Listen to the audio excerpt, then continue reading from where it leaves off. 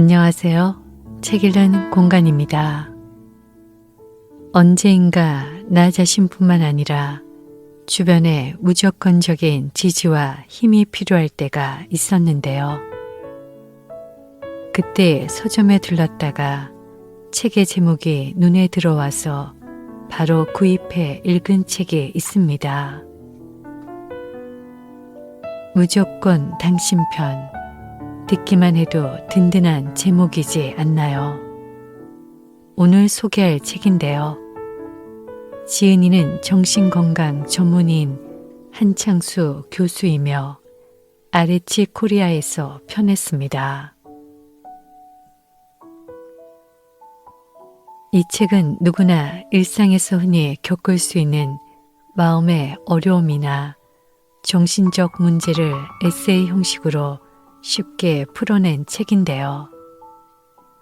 20년간 수만 명의 마음을 치료해온 저자는 외상 후의 치료도 중요하지만 그의 한 걸음 더 나아가 외상 후 성장에 대해서 강조합니다.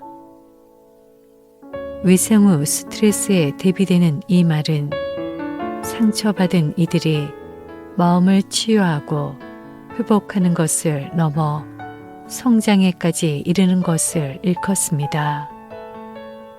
그래서 이 책의 부제 또한 마음의 힘을 기르는 외상 후 성장의 심리학입니다.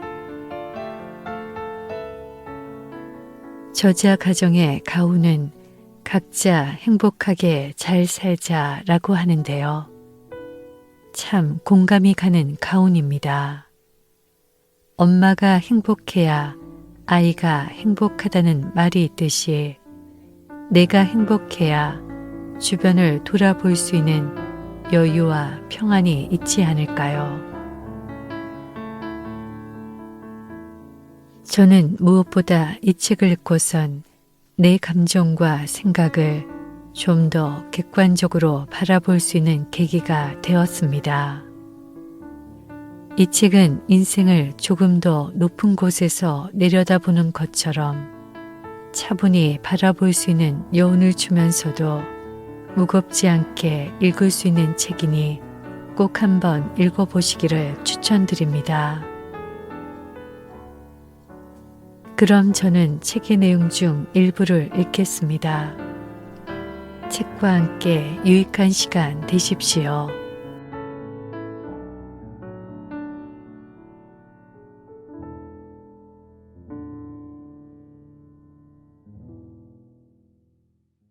감정 노동을 대하는 마음가짐. 감정 노동이라는 말이 이제 더는 낯설지 않을 것 같습니다. 일을 하면서 본의 아니게 자기 감정을 숨기고 상대에게 맞춘 감정을 억지로 내보이는 것. 당연히 스트레스가 커질 수밖에 없겠죠. 각종 회사의 콜센터 상담 직원, 은행 창구 직원, 민원부서 담당 직원, 매장 판매원, 병원 원무과 직원 등이 감정 노동을 하는 분들이라고 할 수 있습니다. 조금 더 범위를 넓히자면 판매원, 간호사, 저 같은 정신건강 전문의들도 감정 노동자라고 할 수 있을 것이고요. 어쩌면 남에게 무언가를 설명하고 그를 기분 좋게 해서 물건을 사게 만들거나 내가 원하는 계약을 하게 만드는 직장인들 모두가 감정 노동자라고 볼 수도 있겠습니다. 상사에게 프레젠테이션을 하고 지시를 받고 잔소리를 들으면서도 마음에 없는 칭찬을 하는 것 역시 알고 보면 일종의 감정 노동이라고 볼 수 있을 것입니다. 실은 의사들도 엉뚱한 고집을 부리거나 얼토당토하는 소견서를 써달라고 우기는 분들에게 친절하게 설명해 주는 시간이 환자를 치료하는 시간보다 더 길 때가 많으니 할 말 다 했죠. 제 글을 갈무리해준 편집자도 수시로 잘한다고 저를 칭찬해주고 마감이 늦어도 괜찮다고 격려해 주는데 그러다 문득 짜증이 나지나 않을까 걱정입니다. 최근 제 연구팀에서 분석한 바에 따르면 감정 노동자로 분류되는 분들은 고객의 갑질 탓에 일반인보다 심각한 수준의 스트레스를 6배나 더 받는다고 합니다. 정말 심각한 수준이 아닐 수 없죠. 여성의 경우 이런 스트레스가 실제 우울증으로 이어질 위험도 2배나 컸습니다. 그나마 남자들의 경우는 직무에 자율성이 주어지는 경우가 많아 스트레스 레벨이 상대적으로 낮았습니다. 예전에는 콜센터에서 상담원이 말도 안 되는 황당한 이야기를 하거나 욕설을 퍼붓는 전화를 받아도 상대방이 전화를 끊기 전에는 먼저 상담을 종료할 수 없었습니다. 요즘은 그나마 욕설이나 성희롱 등 폭력적인 상황이 생기면 규정에 따라 전화를 끊어버릴 수도 있다고 하니 다행입니다.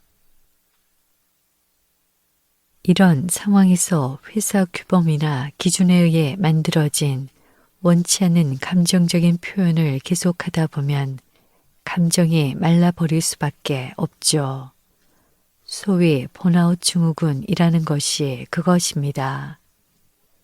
나른해지고 기운 없고 모든 의욕이 사라지는 것이 번아웃 증후군의 대표적인 증상이라 할 수 있습니다. 쉬어도 쉬는 것 같지 않고 이유 없이 불안한 기운이 늘 남아있는 것도 그렇고요. 클리닉에서 만난 H의 증상도 비슷했습니다. H는 대형 쇼핑센터에서 서비스직으로 일하고 있습니다. 전화로 상대의 고충이 무엇인지 듣고 이를 처리해주는 일을 하고 있는데 이런 일은 대개 매뉴얼대로 진행하면 되기 때문에 큰 어려움은 없었다고 했습니다. 게다가 평소 밝은 성격이라 스트레스를 많이 받는 편도 아니었고요. 그런데 2년차에 접어들면서 요즘은 좀 힘이 붙이다고 했습니다. 내가 하기 싫고 못해주는 게 아니라 매뉴얼대로 몇 가지를 확인을 하고 나서 절차대로 처리해 주려고 하는 건데 그걸 못 참고 소리부터 지르는 고객들이 있어서 그런 것 같다고요. 게다가 가끔씩 심각한 진상 고객을 만난 다음에는 스트레스가 극에 달한다고 했습니다. 요즘은 일이 끝나고 나서 퇴근을 해도 마음이 잘 안정되지 않아서인지 계속 잠을 설친답니다. 말도 안 되는 요구를 하거나 매뉴얼에 없어서 해줄 수 없는 교환, 환불을 요청하는 고객들 중 화를 내거나 소리를 지르는 분들이 유독 많다고 합니다. 게다가 업무 특성상 고객과 대화를 나누는 동안에는 웃겨도 웃을 수가 없고요. 화가 나도 슬퍼도 웃겨도 친절하게 답하는 것이 불문율을 넘어 의무로 되어 있으니까요. 고객이 끊지 않으면 전화도 먼저 끊을 수 없었던 얼마 전까지는 그 욕을 고스란히 들어야 했습니다. 혹시 전화를 먼저 끊더라도 그 고객이 다시 전화를 걸어 나를 찾는 일이 비일비재했고요. 이럴 때면 끓어오르는 분노에 소화불량이 되기도 하고 내가 왜 이러고 있나 하는 자괴감에 우울해지기도 했습니다. 2018년에는 이런 일을 막기 위해 일명 감정노동자 보호법이 시행되었습니다. 회사는 직원을 보호해야 하고 이를 지키지 않으면 과태료까지 물린다고 법에 명시된 것인데요. 실제 현장에서 이것이 어떻게 지켜지고 있는지는 자세히 살펴볼 일입니다. 더구나 감정노동을 하게 되는 직무군 대부분은 파견이나 용역 형태로 일하는 경우가 많다 보니 직장 규모나 분위기에 따라 법을 지키는 수준이 달라질 수 있겠다는 생각도 듭니다. 결국 일터의 분위기와 주변 상황이 가장 중요합니다.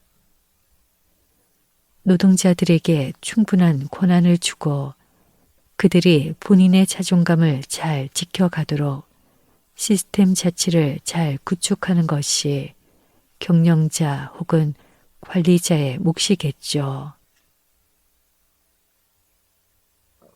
하지만 이것은 어디까지나 개인이 해결할 수 없는 차원의 원칙적인 해법입니다.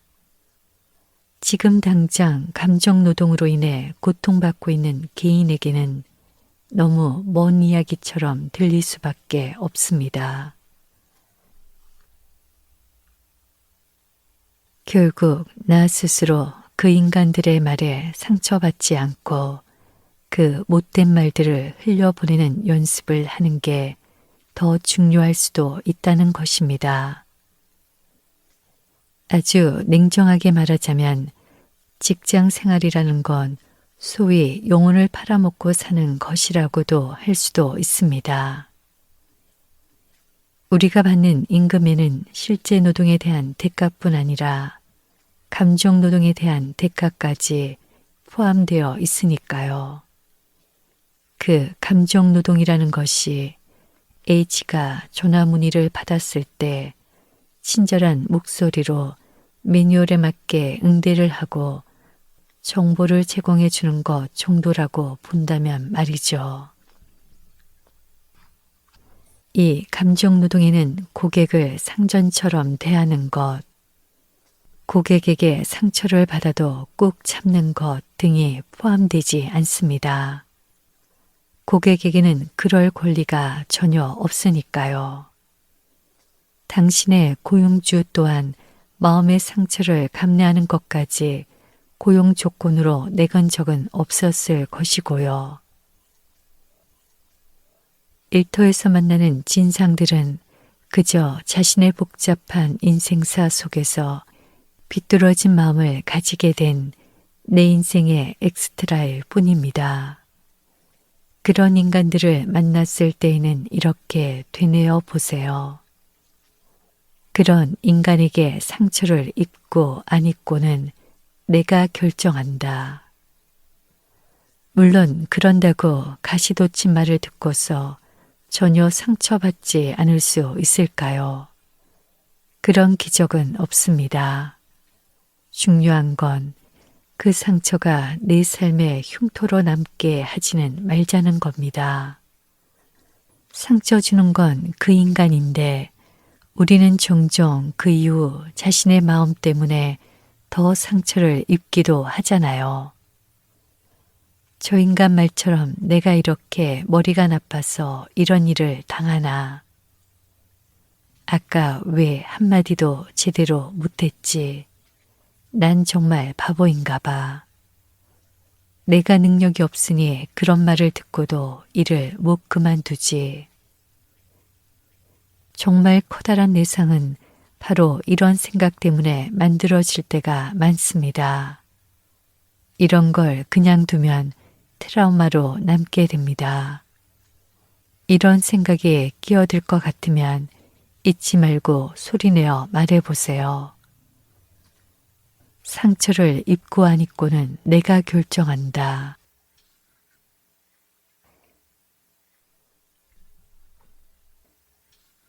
긍정이라는 이름의 독. 요즘 많은 청년들이 열심히 사는 게 의미 없이 느껴진다고, 사는 게 그리 행복하지 않다고들 이야기합니다. 기성세대 중에는 이런 청년들을 두고 나약하고 마음 수련을 덜해서 그런 것이라고 말하는 이들이 있습니다. 정말 그럴까요? 경우에 따라 그럴 수도 있겠지만 반드시 그렇지는 않은 것 같습니다.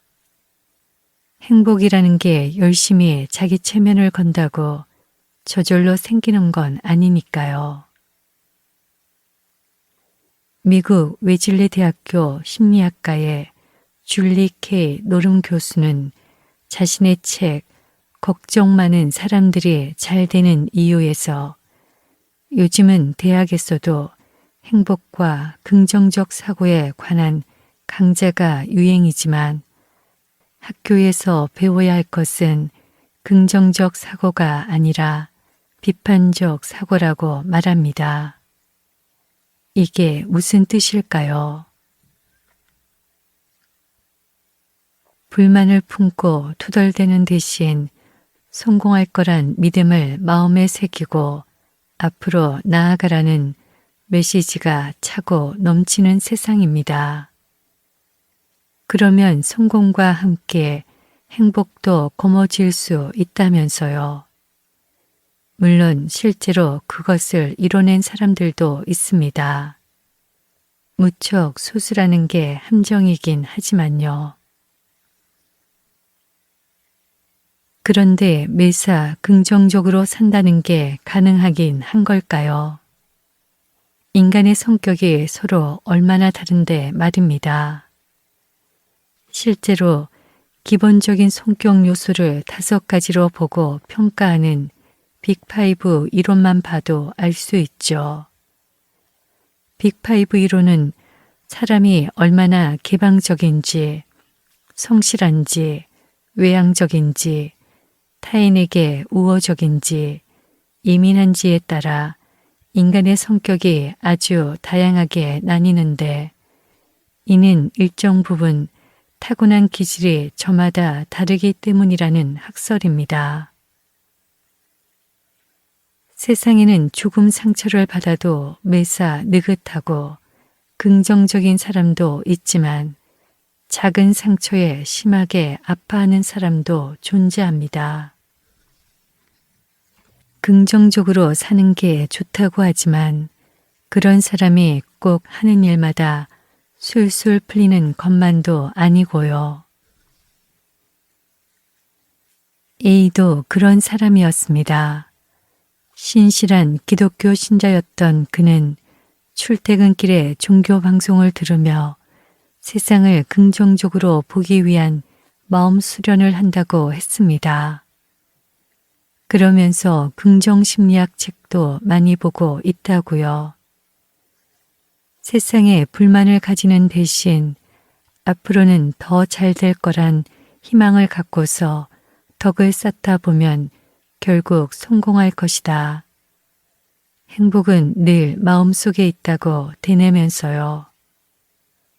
긍정적으로 마음을 바꾸면 사는 게 편해지고 심지어 건강도 좋아진다고 하니 이보다 좋은 게 또 있을까 싶습니다. 그런데 요즘은 이 말이 맞는 건지 잘 모르겠습니다.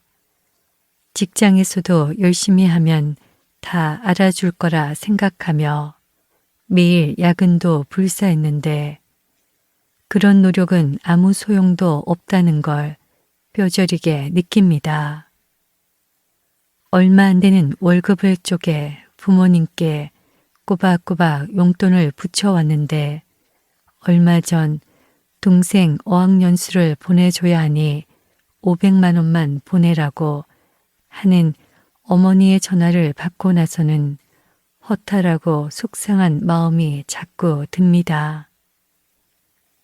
친구들과 같이 가기로 한 여행 계획을 어쩌다 보니 도맡아 짜고 있는 스스로를 보며 왜 나만 이걸 하고 있지 하는 생각에 은근히 부하가 침입니다. 내가 너무 웃으며 다 괜찮다고 하니까 사람들이 나를 만만하게 보나. 매일 투덜거리는 박 대리는 오히려 팀장님이 안 건드리잖아. 나 자신이 싫어지고 화도 나고 억울하기도 합니다. 그냥 다 꼴도 보기 싫고 아무것도 하기 싫습니다. A는 어쩌면 자신이 그간 웃는 얼굴 뒤에서 너무 많이 참다 지쳐버렸는지도 모르겠다고 또다시 간신히 웃으며 말했습니다. 스스로에게 행복을 강요하지 마세요. 성공의 기준이 저마다 다른 것처럼 사람마다 원하는 바는 다 다르게 마련입니다. 행복의 기준 또한 다양할 수밖에 없죠. 이 사실을 간과한 채 행복해 보이는 남들의 모습만 쫓다 보면 학력, 돈, 승진 등 눈에 보이는 것에 집착할 수밖에 없습니다. 또한 긍정적으로 살기 위해선 긍정적이기 위한 이유가 나름대로 있어야 하는데 근거가 부족한 긍정성은 사람을 피폐하게 만들 수 있습니다. 일은 안 하고 기도만 해서는 주거비나 학비가 나오지 않겠죠. 타고난 배경과 환경에 따라 이루고자 하는 것들을 이루기 위해 들여야 하는 노력의 정도 역시 사람마다 다를 수밖에 없음을 슬프지만 인정해야 합니다. 타고난 건강, 외모, 수명 등 유전자로 결정되는 부분은 어쩔 수 없을 것입니다. 하지만 본인의 성격과 관련된 부분을 잘 가다듬으면서 타고난 부분을 관리하는 것 정도는 할 수 있겠죠. 그렇다면 당장 오늘은 어떻게 살아가야 할까요? 글쎄요, 그냥 살아가는 건요. 유튜브 스타로 유명한 펭수는 미래 계획 따윈 없다고 말합니다. 그냥 매일 자신이 할 일을 하고 살아간다면서요. 어쩌면 펭수처럼 미래에 대한 기대를 너무 많이 하는 것보다 그저 하루하루를 건강히 견뎌내면서 살아가는 것이 더 현명한 처사인지도 모르겠습니다.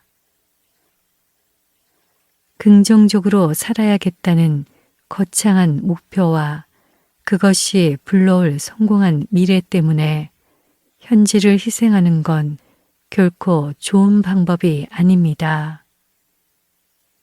오늘 당장 내 마음이 편해질 수 있는 말을 하고 기쁨이 될 수 있는 일을 해보자고요. 오늘의 삶 전체가 그렇게 채워질 수는 없겠지만 이를 위해 작은 것 하나라도 시작해 보셨으면 합니다.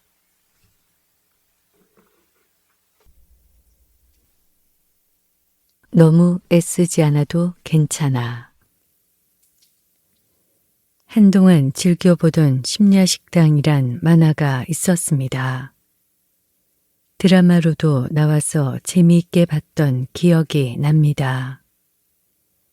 밤 12시부터 아침 6시까지 문을 여는 식당에 저마다 사연을 가진 인물들이 찾아와 벌어지는 일을 그린 따뜻한 내용으로 이미 많은 분들이 사랑하는 작품이죠. 저는 그 중에서도 토마토 베이컨 말이라는 에피소드가 기억에 남습니다. 극 중에는 한 젊은 만화가가 등장합니다. 그는 데뷔하자마자 신인상까지 받고 열심히 만화를 그리려 합니다. 하지만 창작이라는 게 그렇듯이 스토리가 잘 풀리지 않고 생활고까지 겹쳐 괴롭기만 합니다. 급기야 팬으로 만나 사귀던 애인과도 헤어지고 맙니다.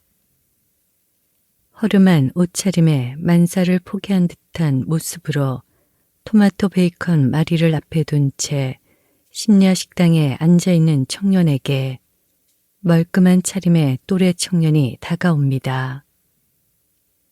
이미 몇 년 전 비슷하게 만화를 포기하고 낙향했다가 다시 마음을 잡고 그림을 그려 새롭게 연재를 시작한 만화가였습니다. 별 대화 없이 앉아있다가 일어나는 청년에게 동료가 한마디 던집니다. 만약에 내가 지쳤다면 잠시 만화와 떨어져 있으면 나아질 거다. 다시 만화를 그리고 싶다는 생각이 정말로 든다면 그때 다시 그리면 되는 거야. 저도 그와 비슷한 생각입니다. 당장 생계가 걸려 있어서 일을 중단할 수 없는 경우가 아니라면 적게 먹고 적게 쓸 각오로 1년 정도 휴식 시간을 가져보는 게 어떨까요?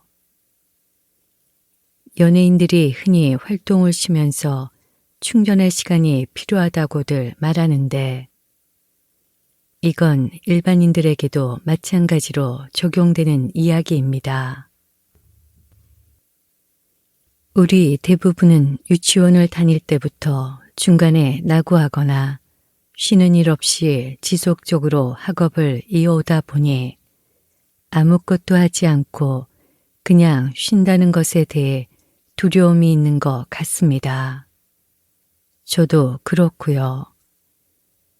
그러다 막상 다람쥐 쳇바퀴 돌듯 돌아가는 일상에 브레이크를 걸고 나면 왜 내가 이런 걸 진작 안 했지란 생각이 절로 들곤 합니다. 미국 등 서구권 국가의 학생들은 고등학교 과정을 마치고 대학에 가기 전 1년 정도를 쉬면서 봉사활동을 하기도 하고 여행을 하기도 하며 본인 삶을 재정비하는 시간을 갖곤 한답니다. 정식 학업을 시작하기 전 이런 과정을 거치면서 자기 삶에 대해 이런저런 생각을 해보는 겁니다. 이런 도약을 위한 심의 기간을 일컬어 갭이어라고 부른다죠. 최근에는 우리나라 젊은이들 사이에서도 갭이어에 대한 인식이 확대되고 있습니다. 이에 따라 한국 갭이어에서는 이렇듯 자기 삶에 잠시 쉼표를 찍고 다양한 경험을 해보고자 하는 이들을 위한 여러 가지 프로그램을 운영하고 있습니다. 이곳을 찾는 젊은이들 대부분은 아직 미래에 무엇을 해야 할지 갈피를 잡지 못했거나 현재의 생활에 지쳤거나 하고 있는 일 말고 가슴 뛰는 다른 일을 찾고 싶어 이곳의 문을 두드리곤 합니다. 물론 갭이어가 비슷한 상황에 놓인 모든 분들의 해답은 아닐 겁니다. 특히 경제적 여유가 전혀 없는 데다가 가족을 부양해야 하는 분이라면 꿈도 꾸지 못할 일일 것이고요. 아마 이런 분께는 그런 시간을 갖는다는 것 자체가 꿈 같은 일을 넘어 사치로 여겨질 수도 있을 겁니다. 우리는 살아가며 늘 무언가 하기로 마음먹고 열심히 노력하길 반복합니다. 저도 그렇고 당신도 마찬가지일 겁니다. 그런데 그게 마음먹은 대로 늘 잘 되는 것만은 아니죠. 주변을 보면 마치 천재처럼 하는 일마다 다 잘 해내는 친구들이 있습니다. 세상 복을 싹쓸이한 사람 마냥 승승장구하는 그런 친구들을 보면 맥이 쭉 빠집니다.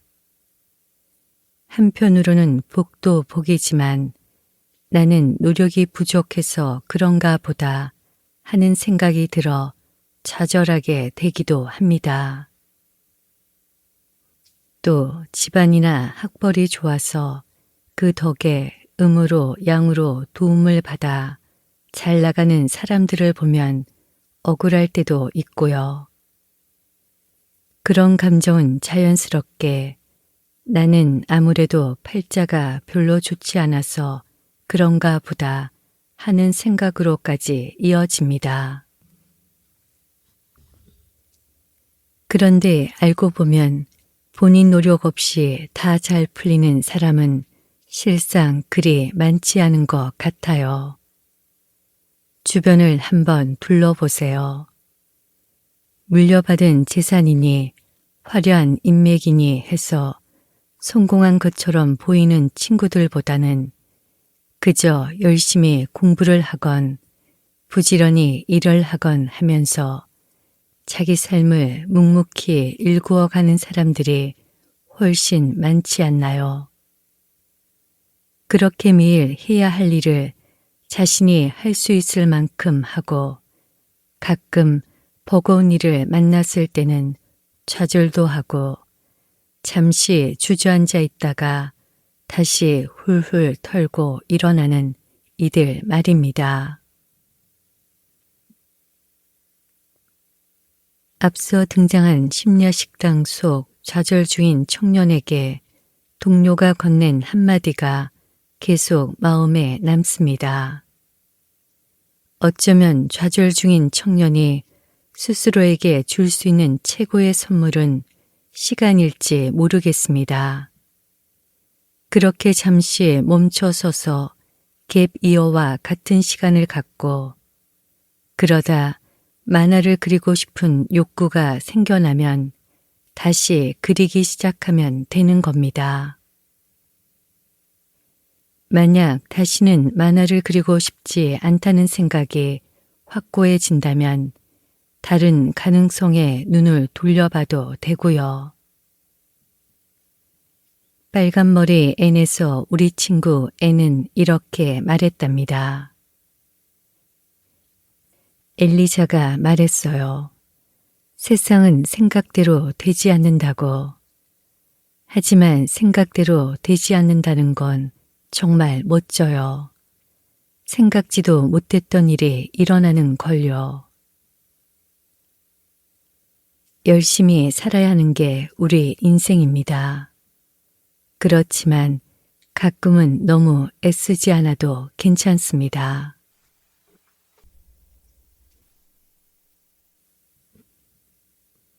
외상후 성장의 비밀. 얼마 전 재미있게 본 드라마가 있습니다. 동명의 웹툰을 극화한 이태원 클라스입니다. 방영 당시 신도림을 일으켰던 이 작품의 주인공 박세로이는 어릴 적 학교 폭력에 연루되어 퇴학을 당하고 최종학력 중졸의 전과자가 되었습니다. 아버지를 죽게 만든 원수들에 대한 원한도 깊지만 그 원한에만 매몰되지 않고 자신의 삶을 열심히 살아가는 캐릭터입니다. 드라마는 오랜 기간 막노동을 하고 원양어선에서 죽도로 일한 값으로 박세로이가 이태원에서 장사를 시작하며 벌어지는 이야기를 다루고 있는데요. 그의 옆에는 전교 1등 출신의 천재소녀 이서가 지극한 사랑과 재기발랄함으로 그를 지지하고 돕습니다. 직업병 때문일까요? 저는 이 드라마가 슬픔과 울분 가득한 사람이 그 고통을 에너지 삼아 무언가를 이뤄내는 이야기로 느껴졌습니다. 이럴테면 홍수환 선수의 이야기처럼요. 홍수환 선수는 지구 반대편 파나마까지 가서 세계 챔피언 경기를 벌이다 무려 4번이나 다운되었지만 이를 극복하고 케오승을 거두고 돌아온 바 있습니다. 이후 4번 쓰러져도 5번 일어나는 사전오기 신화의 주인공으로 엄청난 조명을 받았죠. 그리고 자신만의 그 스토리로 지금껏 힘을 주는 메시지를 전하며 유명 강사로 활발히 활동하고 있습니다. 큰 스트레스나 트라우마 이후에 다시 일어나는 것은 쉽지 않습니다. 크게 낙담한 데다 슬픔에 빠져 기운을 회복하기도 어렵죠. 주변에서 위로해 주는 사람들이 많이 있더라도 그때 그 분노와 울분에서 벗어나기 힘든 경우도 많습니다. 그러다 보면 분노 조절이 잘 안 되거나 우울증에 빠지기도 합니다. 그럼에도 불구하고 이를 극복하고 자기 삶을 다시 쓰는 사람들이 있습니다. 이것을 외상 후 스트레스 장애에 대응하는 말로 외상 후 성장이라고 부릅니다. 즉, 트라우마에 신체적, 심리적으로 대항하여 싸우면서 개인에게 긍정적으로 나타나는 주관적 심리 반응이라는 말로 정의할 수 있는데요. 죽을 것 같은 심리적 고통에서 벗어나기 위한 과정을 거치면서 인격적으로 성숙해지고 마음이 단단해지는 것. 그런데 그저 이전 수준으로 회복하는 것을 넘어 무언가 더욱 좋은 쪽으로 훌쩍 성장한 상태가 되는 것입니다. 일단 이분들은 회복력이 아주 높은 편입니다. 그런 특성을 타고난 사람도 있겠지만 대부분은 본인의 노력과 마음 수련을 통해 심리적 회복력을 튼튼하게 만든 경우입니다. 삶이 무너질 만큼 큰 일을 겪고 그 일을 잘 견뎌내고 나면 웬만한 일에는 쉽게 상처 입지 않는다는 거죠. 우울증을 겪고 있거나 트라우마를 입은 분들도 회복력 수준에 따라 외상 후 성장을 하느냐, 하지 못하느냐 여부가 결정되는 편입니다. 이에 따라 클리닉에서도 회복력 수준을 평가하는 경우가 많습니다. 문제 상황이 생기면 뇌 속에서는 생물학적인 변화가 일어납니다. 우울증이나 만성 스트레스 상황에서는 만성염증 때문에 신경 기능이 떨어지면서 우울 증상이나 불안 증상이 지속되고 건망증 같은 인지 기능 감소도 일어납니다. 그런데 외상 후 성장 과정을 거치는 사람들은 스트레스에 대항하며 신체 건강과 마음 수련을 하는 과정에서 스트레스 호르몬에 대처하는 능력도 커지고 트라우마로 인한 신경염증을 이겨내는 능력까지 발달하게 되어 다른 스트레스에 대한 대처 능력까지 좋아진다고 합니다. 외상 후 성장을 하는 분들의 특징은 이렇습니다. 기존 인간관계를 재구성한 삶. 그동안 모르고 지나쳤던 주변 사람들의 장점과 단점을 이해하고 받아들입니다. 실제로 그 이전까지 같이 지내기는 했지만 잘 모르던 사람들의 특성을 이 기회로 알게 되었다고 말하는 분들이 많습니다. 원래 착한 사람인지 아니면 필요할 때만 내게 잘하며 제 욕심만 채우는 사람인지 말이죠. 이렇게 사람들과의 관계를 한 발자국 떨어져 관조하게 되면서 새롭게 발견하게 된 사실들을 토대로 기존 인간관계를 재조정하게 되는 것입니다. 삶의 가치 체계와 우선순위 변화. 이전에는 무심히 지나가던 삶의 작은 일들에 감사하게 됩니다. 감사라는 행위는 타인을 포함해 자기 자신까지도 있는 그대로 받아들일 수 있게 해주어 마음의 상처에 휘둘리는 일을 줄여줍니다. 그래서인지 종교가 있건 없건 영적으로 풍부한 삶으로 나아가게 해주죠. 감사하는 이들은 남들을 의식해 일부러 너그러운 미소를 만들어 보여주는 것이 아니라 그저 옆에 있기만 해도 성숙함과 편안함, 풍성함을 상대에게 느끼도록 해줍니다. 무엇보다 타인에게 착취적으로 무언가를 요구하기보다는 자기 삶에 충실한 모습을 보입니다. 자아 강도가 높은 편. 자신의 살아가는 방식과 이뤄낸 것들에 대한 자부심과 자긍심이 높습니다. 비록 늘 성공하는 것은 아니지만 이들에게는 실패에 쉽게 좌절하지 않는 내구력이 있습니다. 넘어지더라도 다시 일어서면 된다고 생각하고요. 세상엔 늘 불안정한 측면이 있다는 걸 인정. 세상이 항상 합리적이지만은 않다는 걸, 언제나 상황을 낙천적으로 볼 수만은 없다는 걸 인정하고 받아들입니다. 그렇다고 자기 주변 사람들을 무조건 원망하지는 않습니다. 그들에게 당연하다는 듯 도움을 요청하지도 않습니다.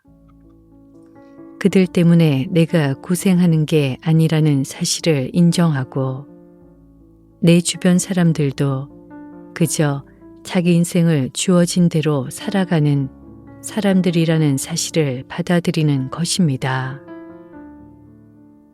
연구에 따르면 외상 후 성장 여부는 트라우마가 얼마나 심했는지에 따라 다릅니다.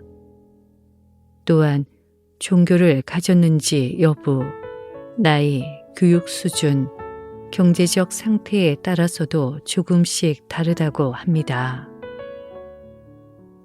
이처럼 외상 후 성장을 하느냐 혹은 만성적인 스트레스에 갇혀 사느냐는 여러 가지 요인에 좌우되는데요. 사회적 지지나 경제적 지원, 의학적 도움 등 외부적인 요인들은 내가 마음대로 할 수 없는 부분들일 수 있습니다. 유전자나 타고난 체력 같은 것도 내가 어쩔 수 없는 것이니 있는 그대로 받아들여야겠죠. 내가 조절할 수 없는 것들을 빼고 나면 남는 것은 어쩌면 한 가지인 것 같습니다. 그 고통 속에서 자책하면서 그냥 사시겠습니까? 아니면 현재의 자신을 받아들이고 좀 더 나아지시겠습니까? 결정은 당신에게 달렸습니다.